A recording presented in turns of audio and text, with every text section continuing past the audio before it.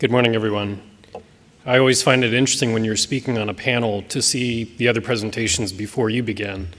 And the subject of my presentation today is very similar to what Ray was saying in his presentation about change. I'll be speaking in more detail about commercial satellite imagery and some of the trends and the activities that we've been seeing develop. But I think very much like Ray had said in his presentation, change is indeed inevitable.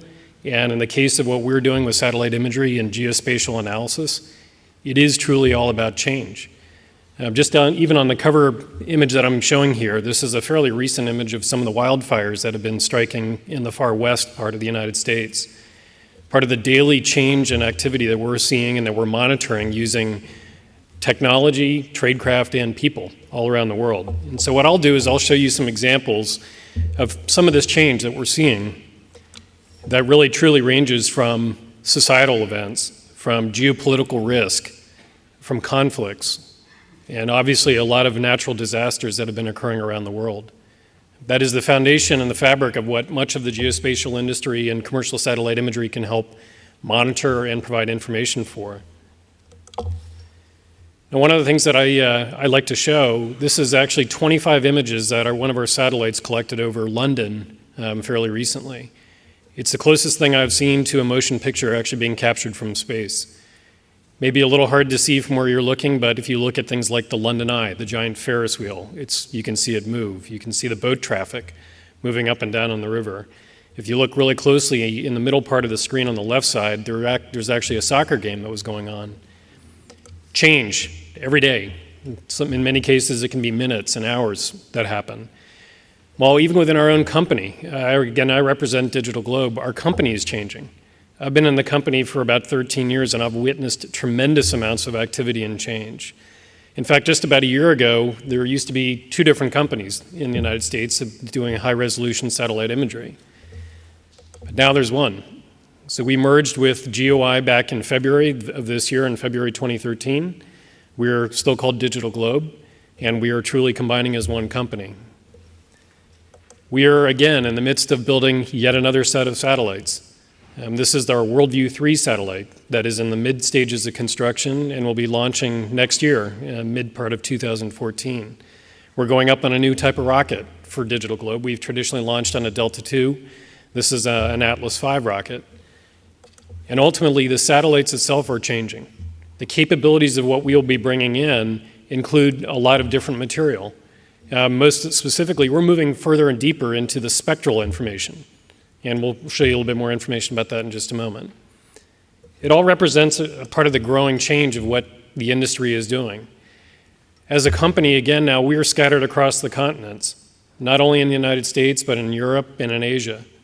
We have over 1,000 people. When I started off in the company years ago in 2000, I think I was employee 154. To see us now at 1,000, that has been tremendous change. And I'm sure many of you in the audience have gone through similar types of change in your company and seen it in the industry. You know, I look back in some of the changes in our markets, in our customer expectation. This is an actual letter that we received not that long ago, 2006. And I find it interesting, the way it was first addressed to us was, "Dear Mr. Spy Satellite Expert."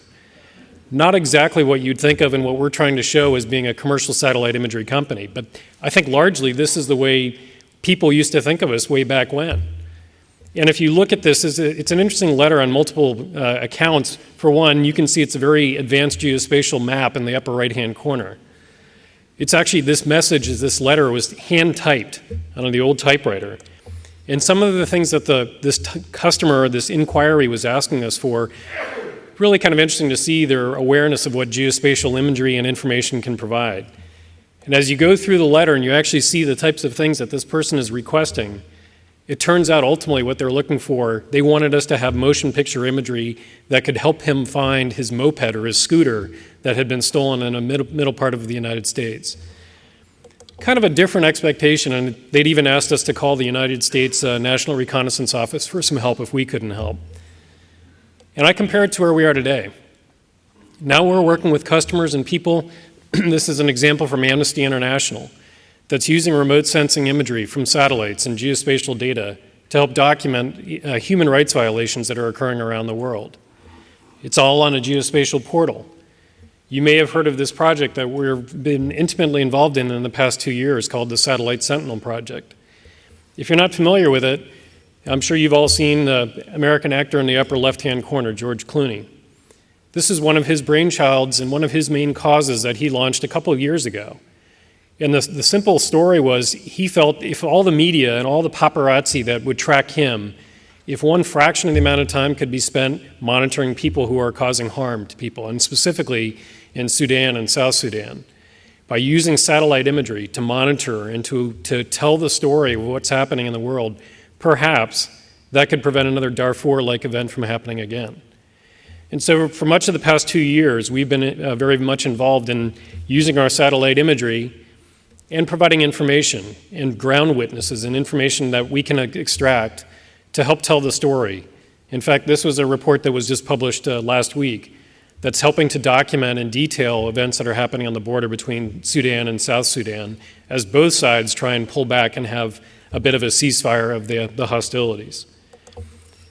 We see events that are happening around the world in places like Syria. And watching the massive changes that have been happening here. This is on the outskirts of Damascus before the hostilities began and then after. Large-scale neighborhoods being cleared, being completely destroyed, where we're able to watch and monitor from hundreds of miles up in space on a daily basis now to be able to document and tell that story. Working with entities like the United Nations, watching refugee camps, helping non-governmental organizations and doctors provide relief supplies as people around the world are in serious need of help. But it's not just our company that's changing. I will argue it's actually the industry. It's not just a US-based entity anymore that has high resolution sensors. It's the world. This is becoming a global commercial satellite imagery industry, as this chart illustrates. And while you probably can't see all the details, if you see that trend line, that's a trend that's showing increased capabilities and a greater abundance of them. From a DigitalGlobe perspective, we have 5 orbiting satellites.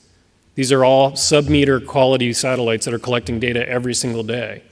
And when I think back at how times have changed, and when I first came into the business on the commercial side, we only had 1 satellite operating. Now to have 5, that's a remarkable change. And what that lets us do now is we're able to collect the world. We actually have about 4 billion square kilometers of imagery in our library. It's the real foundation of the way the company was built.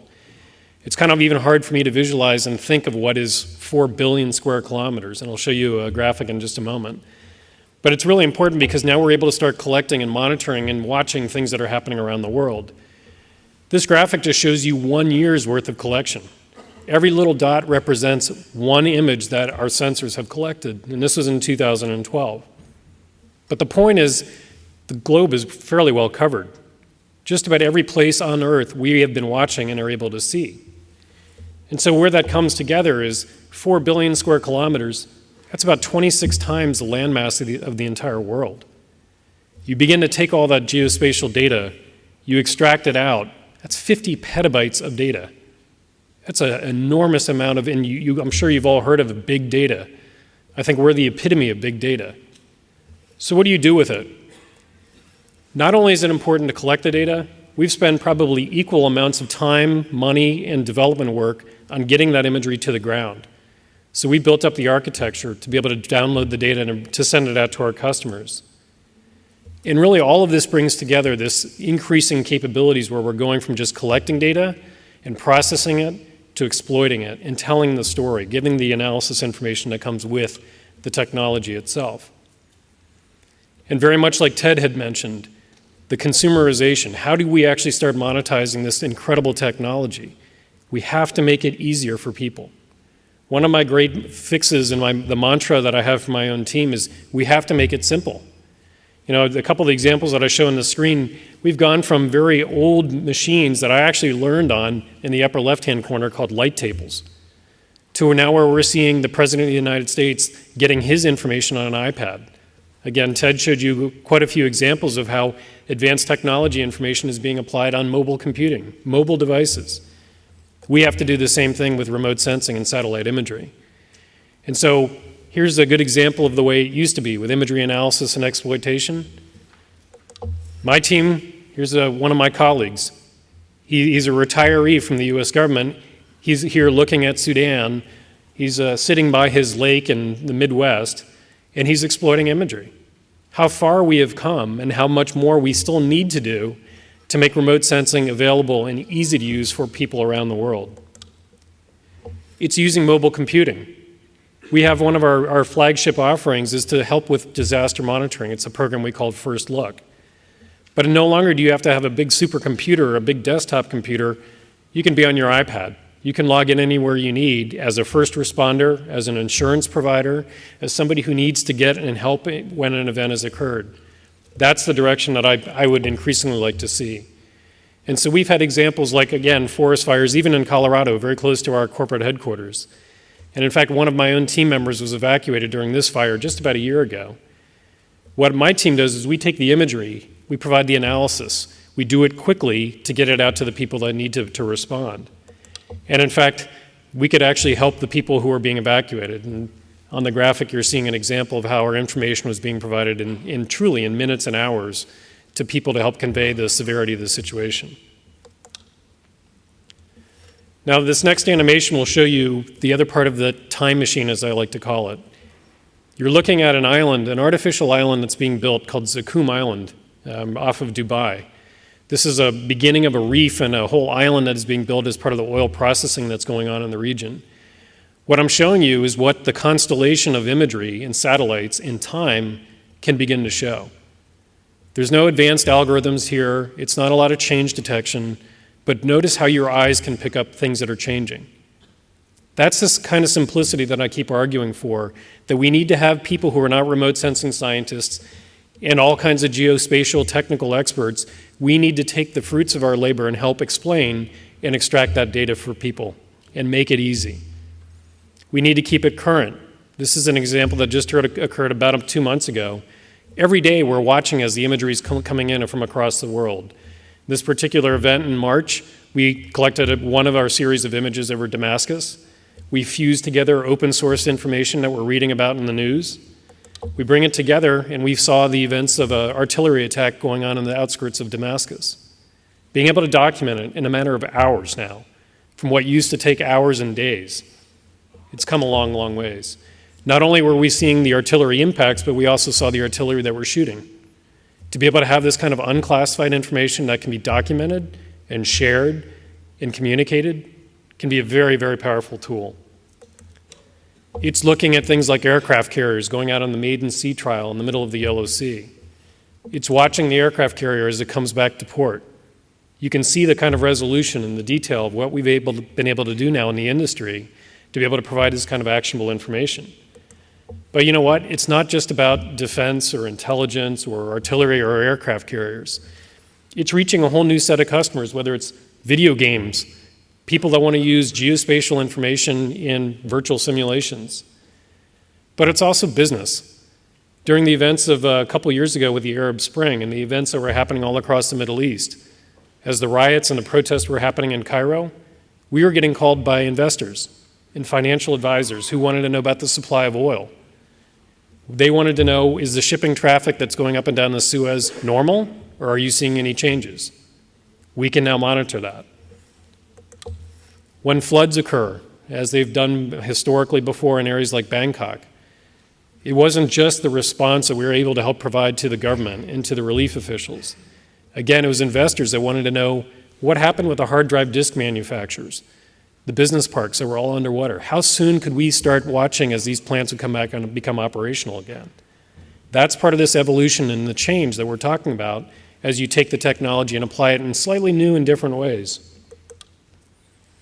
It's looking at things like oil, illegal bunkering, illegal stealing of oil in areas like Nigeria and the river delta. It's not only being able to monitor that from space, but it's being able to take predictive information and beginning to analyze and have a foresight, an ability to identify potential areas of risk in the future. That's where I see these changes coming. But ultimately, as you think about big data, how do we mine that? How do we extract it and make it most useful to people? We're not going to have enough satellite imagery experts in our own team to be able to do that. But in fact, we have the world. And so just fairly recently, our company acquired a new group called Tomnod that is an innovator in using crowdsourcing combined with satellite imagery to get information out. This is an example in Damascus, again, that we tried not too long ago, where we selected a couple of areas that we wanted the crowd to look at. We gave them some fairly basic tasks and said, we want you to identify military equipment, damage, urban structures that may have been affected as part of the crisis, and tag it. Very, very quickly, we had a crowd of hundreds of people, if not thousands, that were able to come through and very, very simply geospatially tag the equipment. Not only that, but then we're able to use social media to get that information out. This is part of that change that I begin to see happening on a much larger basis. Imagery, information, big data that can be shared and sent around the world, where we are beginning to interact with people in a much more interactive way. And finally, with our satellites themselves, I mentioned we're moving more now into the spectral arena.